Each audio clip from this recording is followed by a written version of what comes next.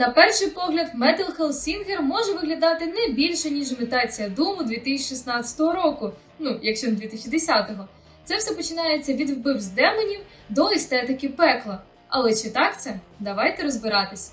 Гра Metal Hellsinger, звісно ж, наслідує Doom у якомусь сенсі, але й дає новий ігровий досвід, що також важливо. Ви можете вбивати своїх ворогів під рокову музику. Геймплей відбувається за демона, який намагається пробратися крізь пекло та виконати свою місію помсти. І завдати якомога більше шкоди, стріляючи у своїх ворогів саме під такт пісні. Чим точніше ви дотримуєтесь ритму, тим більше дамагу ви будете наносити своїм ворогам. Щоб не випробовувати ваш музичний слух, біля прицілу є пульсуючі значки, які якраз таки відповідають ритму пісні. Тобто, якщо ви впораєтесь, то отримуєте оцінку добре, або ідеально.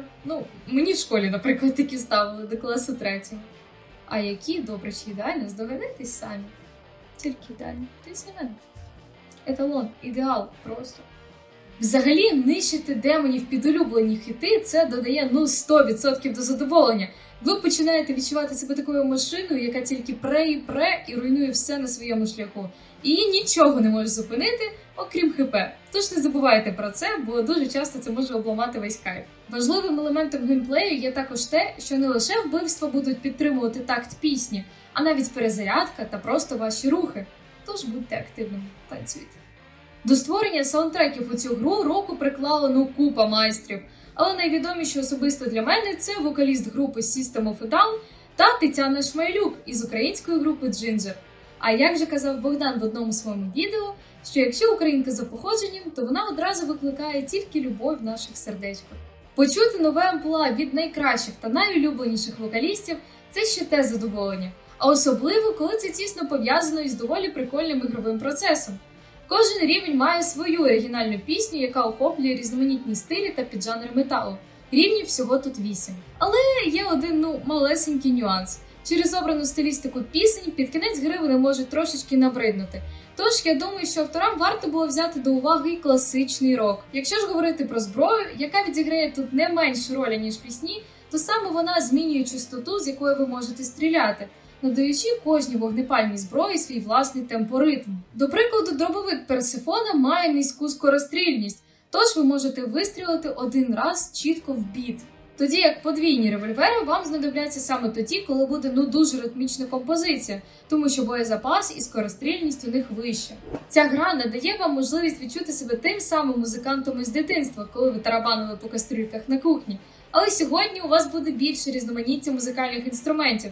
Це і гітара, і цимбали, і будь-що взагалі. Гра Metal Hellsinger постійно змушує вас відчути цей тісний зв'язок із музикою.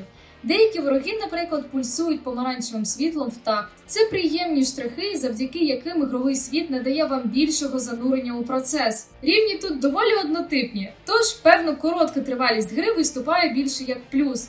Кожен рівень складається з переходу від однієї бойової локації до іншої, допоки ви просто не стикнетеся з босом. І, можливо, відхилення від цієї формули було б доволі проблематичним для розробників, щоб впихнути оцей ритмічний сеттинг гри. Але через це подорож виходить доволі однакова, але гра триває близько 4 годин, тож я думаю, ви не встигнете засумувати і буде все окей. Моделі босів також майже ідентичні, і механіка бою не змінюється з кожною наступною вашою перемогою. Лор у грі присутній і розповідається через статичні ролики між рівнями. Ми не будемо в це заглиблюватись, будете грати, самі дізнаєтесь. Підсумовуючи, хочу сказати, що Metal Hellsinger – це приємний та ритмічний шутер на основі металу та хаосу Думу.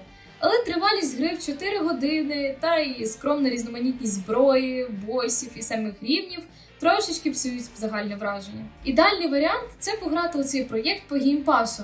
Бо купляти за 1400 гривень у PS Store, на мою особисту думку, воно того не вартує. Тож доведеться або чекати знижку, або купувати гру за full прайс. Це, звісно, якщо добре відпрацювали рекламні кошти і вам захотілося це зробити. А з вами сьогодні була Лера, і ви були на каналі Даріус. Тож обов'язково підписуйтесь на канал, пишіть коментарі, тисніть лайки і дзвоніть у дзвоник. На все добре і до зустрічі у наступному відео!